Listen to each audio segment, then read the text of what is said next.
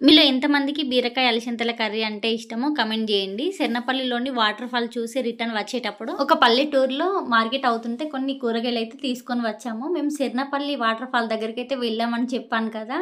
అక్కడ water flow అనేది ఆగిపోయింది. వర్షాలు పడి అప్పటికి ఒక 5, 6 రోజులు అవుతుందన్నమాట.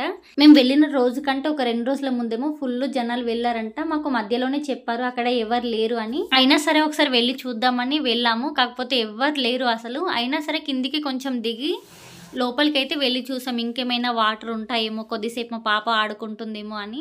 అక్కడ ఏంటంటే చెరువు కట్ట ఉంటుంది. కట్ట పై నుండి వాటర్ పడతాయి అన్నమాట. మస్తు మంచిగా ఉంటుంది ఆ ప్లేస్. అసలు ఎంత మంచిగా ఉందో అంత భయం అనిపించింది. సరే ఎవరు లేకపోయేసరికి ఊరి చివర్లో ప్లేస్ ఏంటంటే గుట్టలు మొత్తం పెద్ద పెద్ద చెట్లు ఉండేసరికి ఏదైనా కొత్త ప్లేస్ కి వెళ్ళేటప్పుడు అక్కడ పరిస్థితి ఎట్లా ఉందనేది మనం ముందు తెలుసుకొని వెళ్ళాలి. సడన్ గా వెళ్ళొద్దు అసలు.